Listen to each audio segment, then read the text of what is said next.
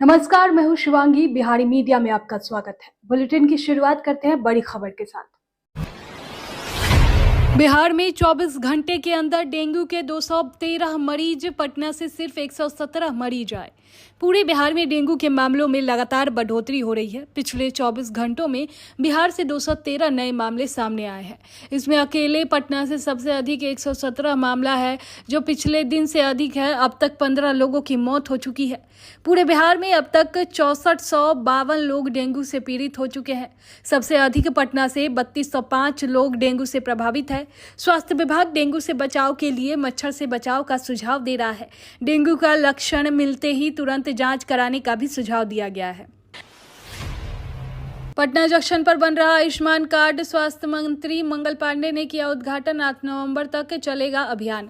Patna junction पर Ayushman card बनाने को स्टॉल लगाया गया है। राज्य के स्वास्थ्य मंत्री मंगल पांडे ने इसका उद्घाटन किया। इस मौके पर उन्होंने कहा कि छठ पूजा के समय से में अधिकांश प्रवासी बिहार अपने घर आते हैं। आयुष्मान कार्ड का लाभ गरीब वर्ग के लोगों को मिलेगा। वर्ष 2018 में इस योजना की शुरुआत की गई थी। सीएम नीतीश कुमार और पीएम नरेंद्र मोदी के संयुक्त सहयोग से इस योजना का क्रियान्वयन हो रहा है। इस योजना के तहत 5 लाख रुपए का इलाज कर सकते हैं। पीएम जन आरोग्य योजना और सीएम जन आरोग्य योजना का लाभ प्राप्त कर सकते हैं। दिवाली तक बिहार में दिखेगा दाना तूफान का असर। आज 19 जिलों में छाए रहेंगे बादल। 20 किलोमीटर पर आवर की रफ्तार से चलेगी हवा। बंगाल की खाड़ी से उठा चक्रवाती तूफान दाना अब भले ही कमजोर हो गया हो, लेकिन बिहार में इसका असर दिवाली यानी 31 अक्टूबर तक दिखेगा। आसमान में बादल छाए रहेंगे। 28 अक्टूबर तक राज्य के दक्षिण पूर्वी इलाके मुंगेर, बांका, कैमूर में हल्की बूंदाबांदी होती रहेगी। मौसम विभाग के मुताबिक आज प्रदेश के 19 जिलों में बादल छाए रहेंगे। इन जिलों में नालंदा, जहानाबाद, शेखपुरा, गया, नवादा, लखीसराय, जमुई, बांका, मुंगेर, बेगूसराय, भागलपुर, खगड़िया, सहरसा, मधेपुरा, पूर्णिया, कटिहार, सुपौल, अररिया, किशनगंज शामिल है। यहां 10 से 20 किलोमीटर प्रति घंटे की रफ्तार से हवा भी चलेगी। तूफान के कारण चल रही तेज हवा ने धान के पौधों को प्रभावित करना शुरू कर दिया है। दिवाली छठ पर दिल्ली से बिहार आएगी 65 स्पेशल ट्रेन। रेगुलर ट्रेनों में लगाए गए 49 एक्स्ट्रा कोच।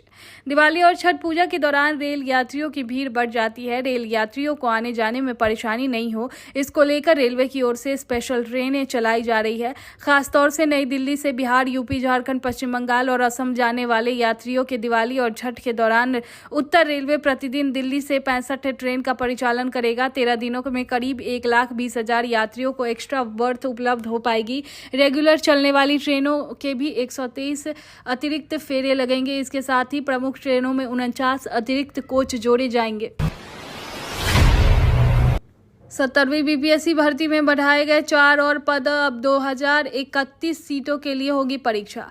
बिहार लोक सेवा आयोग अपने 70वें बीपीएससी सीसीई परीक्षा के लिए लगातार पदों को बढ़ाता जा रहा है। बता दें कि आखिरी नोटिस के अनुसार 2027 पदों के लिए भर्ती होनी थी, लेकिन अब 4 पदों को और बढ़ाया गया है।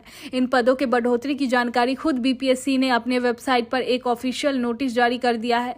बता दें कि 70वीं बीपीएससी की परीक्षा पहले नवंबर के महीने में होने वाली थी, लेकिन फिर इस परीक्षा की तारीख को आगे बढ़ा दिया गया और अब 13 दिसंबर को बिहार के कुल 34 जिलों में 70वीं बीपीएससी की परीक्षा या आयोजना किया जाएगा। बता दें कि अब तक इस परीक्षा के लिए 4 लाख से ज्यादा उम्मीदवारों ने पंजीकरण करा लिया है और ये उम्मीद लगाई जा रही है कि इस साल 8 लाख से ज्यादा उम्मीदवार इसके लिए रजिस्ट्रेशन कर सकते हैं।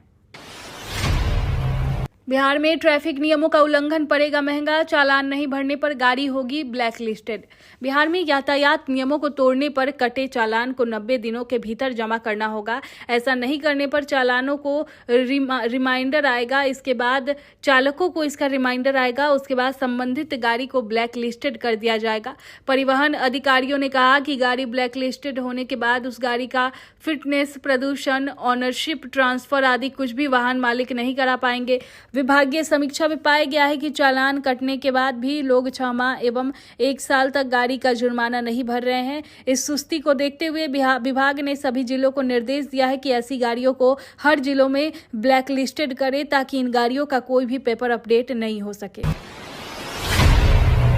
अब दरभंगा एयरपोर्ट से दिल्ली, मुंबई जाना हुआ और आसान। इन दिन से उड़ान भरेगी इंडिगो की फ्लाइट। जदयू सांसद संजय झा ने मिथिलावासियों को खुशखबरी दी है। उन्होंने सोशल मीडिया प्लेटफॉर्म एक्स पर एक पोस्ट में बताया कि अब बिहार के दरभंगा एयरपोर्ट से दिल्ली और मुंबई जाने के लिए अब इंडिगो की विमान भी उड़ान भरेगी। इसके लिए इंडिगो एयरलाइंस को स्लॉट मिल गया है। अब इंडिगो की फ्लाइट दरभंगा से दिल्ली के बीच प्रतिदिन, जबकि मुंबई के लिए सप्ताह में 4 दिन उड़ान भरेगी। यह सेवा 1 दिसंबर से शुरू हो जाएगी। तेजस्वी यादव ने जदयू नेता नीरज कुमार को भेजा 12 करोड़ की मानहानि का नोटिस, सैलरी घोटाले का लगाया था आरोप। बिहार सरकार में पूर्व मंत्री और जदयू के विधान पार्षद सह मुख्य प्रवक्ता नीरज कुमार हमेशा नेता प्रतिपक्ष तेजस्वी यादव और उनकी पार्टी राजद पर हमलावर रहते हैं। इसी कड़ी में पिछले दिनों नीरज कुमार ने नेता प्रतिपक्ष पर सैलरी घोटाले का आरोप लगाया था। उन्होंने कहा था कि तेजस्वी यादव को सालाना 12 से 13 लाख रुपए वेतन मिल रहा है और यह 1 करोड़ लोन दे रहे हैं। जदयू प्रवक्ता ने नीरज कुमार ने तेजस्वी यादव पर आरोप लगाते हुए कहा कि एक अन्य हलफनामा में तेजस्वी यादव ने बताया कि यह 3 करोड़ लोन दे चुके हैं। हलफनामा से साफ पता चलता है कि तेजस्वी यादव की मंशा तथ्यों को छुपाना था। ईडी से बचने के लिए पैतरा अपना रहे हैं। 700 पन्नों के दस्तावेज में हमने आयोग से कहा कि लोक प्रतिनिधित्व अधिनियम के तहत उनके ऊपर कार्रवाई कीजिए। ये एक भ्रष्ट आचरण है। 3 महीने से नहीं मिलने से नाराज एम्बुलेंस चालक अनिश्चितकालीन हड़ताल पर गए। सिवान सदर अस्पताल के एम्बुलेंस चालक 26 अक्टूबर को शाम 4 बजे से अनिश्चितकालीन हड़ताल पर चले गए हैं। उनकी मांग है कि 3 महीने से बकाया वेतन का भुगतान नहीं किया गया, जिसके कारण उनकी छठ दीपावली को लेकर काफी चिंतित है। उनका कहना है कि उनके बच्चे के स्कूल की फी नहीं दे पा रहे हैं, जिसके कारण उनको स्कूल से निकाल दिया गया है। हड़ताल पर गए एम्बुलेंस चालकों ने बताया कि सरकार ने दूसरे एनजीओ को एम्बुलेंस चालकों को लेकर ठेका दे दिया गया है, जिससे 3 महीने से बकाया वेतन का भुगतान नहीं किया गया है। वहीं पुराने एम्बुलेंस चालकों की बहाली नहीं की जा रही है, जिससे वे सभी एम्बुलेंस काफी नाराज है। 15 नवंबर से धान खरीदी होगी शुरू। गया डीएम ने अधिकारियों को दिए किसानों का निबंधन शुरू कराने के निर्देश। गया जिला पदाधिकारी डॉक्टर त्यागराजन एसएम की अध्यक्षता में खरीद विपणन मौसम 2024-25 के अंतर्गत धान अधिप्राप्ति कार्य के लिए जिला ट्रांसफर की बैठक समाहर न्यायालय सभाकक्ष में की गई। डीएम ने कहा कि धान अधिप्राप्ति हेतु पैक्स एवं व्यापार मंडल चयन तेजी से करे। सभी प्रखंड सहकारिता पदाधिकारी का पूर्ण जिम्मेदारी है कि अपने क्षेत्र में पैक्स रजिस्ट्रेशन के लिए प्रतिवेदन उपलब्ध करावे। 15 नवंबर से धान अधिप्राप्ति का कार्य पूरे बिहार में शुरू हो जाएगा। इसके लिए किसानों को जागरूक करना बेहद जरूरी है, ताकि तेजी से अधिक किसान निबंधित हो सके और उनका धान क्रय किया जा सके। लोक गायिका शारदा सिन्हा की बिगड़ी तबीयत, एम्स दिल्ली के आईसीयू वार्ड में कराया गया भर्ती। बिहार की प्रसिद्ध लोक गायिका शारदा सिन्हा की तबीयत बिगड़ने के बाद उन्हें दिल्ली स्थित एम्स में भर्ती कराया गया है। एम्स सूत्रों ने बताया कि फिलहाल उन्हें आईसीयू में रखा गया है। मिली जानकारी के मुताबिक कुछ दिनों से उनकी तबीयत खराब चल रही थी। हालांकि आज सुबह उनकी तबीयत ज्यादा खराब हो गई। बता दें कि हाल ही में उनके पति ब्रज किशोर का 80 वर्ष की उम्र में ब्रेन हैमरेज से निधन हुआ था। इसी साल शारदा और उनके पति ब्रज किशोर ने अपनी शादी की 54वीं सालगिरह मनाई थी। शारदा सिन्हा की उम्र 72 साल है। बिहार में स्टूडेंट क्रेडिट कार्ड के 707 छात्रों पर एक्शन, सरकार के साथ कर रहे थे चालाकी। भभुआ जिले में बिहार स्टूडेंट क्रेडिट कार्ड योजना के तहत ऋण की राशि लेने के बाद वापस नहीं करने वाले 707 लाभुकों पर बिहार राज्य शिक्षा वित्त निगम के द्वारा नीलाम पत्र वाद किया गया है। इसके अलावा 270 को नोटिस भेजी गई है। इस संबंध में जिला निबंधन एवं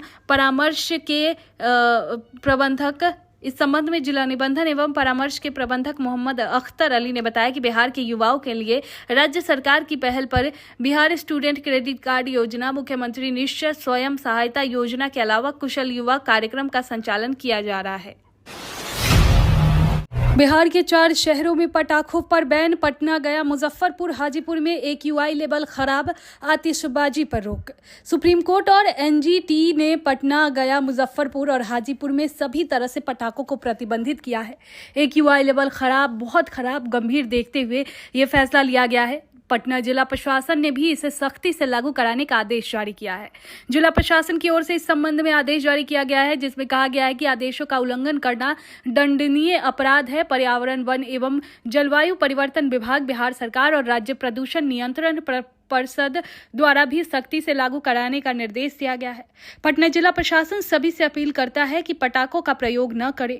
पटाखों से निकलने वाला धुआं, जिसमें हानिकारक रसायन होता है, हमारे स्वास्थ्य एवं पर्यावरण को गंभीर नुकसान पहुंचाता है। आतिशबाजी पटाखा में बारूद, भारी धातुओं और रसायनों के उपयोग से वायु प्रदूषण में काफी वृद्धि होती है। इससे बच्चों, बुजुर्गों और हृदय रोगियों को खतरा होने के साथ साथ सभी प्राणी को स्वास्थ्य संबंधी समस्या हो सकती है। बिहार विधानसभा में 350 पदों पर बहाली होगी। जो पहले फॉर्म भर चुके उन्हें दोबारा भरने की जरूरत नहीं। विधानसभा में 350 पदों पर बहाली का रास्ता साफ हो गया है। छठ पर्व के बाद नई एजेंसी बहाली का विज्ञापन निकालेगी। नई एजेंसी चयन के बाद भी बहाली का विज्ञापन नहीं निकाल पा रही थी। एजेंसी को इसकी चेतावनी दी गई, तब जाकर उसने पुराने आवेदकों का डाटा लौटाना शुरू किया। गुरुवार को बड़े बड़े बक्सों से में भरकर आवेदन विधानसभा सचिवालय में पहुंचे। अगले 15 दिनों में विधानसभा के उन्हीं पहले से विज्ञापन करीब 350 पदों पर दोबारा विज्ञापन निकलेगा। पिछले स्पीकर अवध बिहारी चौधरी के समय सुरक्षा प्रहरी के 69 पदों के लिए हुए परीक्षा रद्द कर दी गई थी। परीक्षा लेने वाली एजेंसी को टर्मिनेट कर दिया गया था। आरोप था कि परीक्षा कदाचार मुक्त नहीं हुई, पारदर्शिता की भी कमी थी। हालांकि एजेंसी उस टर्मिनेशन के खिलाफ न्यायालय की शरण में गई थी, पर कोर्ट ने उनके पक्ष में फैसला नहीं आया। नीतीश सरकार का आदेश, निजी विश्वविद्यालय 25% विद्यार्थियों को फीस में दे छूट। बिहार में शिक्षा विभाग ने राज्य में संचालित निजी विश्वविद्यालयों को निर्देश दिया है कि एक्ट के नियम के अनुसार 25% विद्यार्थियों को फीस में छूट दे। विश्वविद्यालय की गतिविधियों से संबंधित रिपोर्ट विभाग को दे। यह भी निर्देश दिया गया है कि समर्थ पोर्टल को अपने यहाँ लागू करे। साथ ही नेशनल एकेडमिक डिपोजिटरी पर विद्यार्थियों के प्रमाण पत्रों को अपलोड करने को भी कहा गया है। विभाग के सभागार में बुधवार को हुई निजी विश्वविद्यालयों के पदाधिकारियों की बैठक में उन्हें कई निर्देश दिए गए। मालूम हो कि निजी विश्वविद्यालयों को नियमानुसार कुल नामांकित विद्यार्थियों में से 25% SC, ST, OBC, EBC और महिलाओं को फीस में छूट देनी है। कुल 25% विद्यार्थियों में से 20% को फीस में 100% छूट दी जानी है। शेष की फीस में 25 और 50% की छूट देनी है।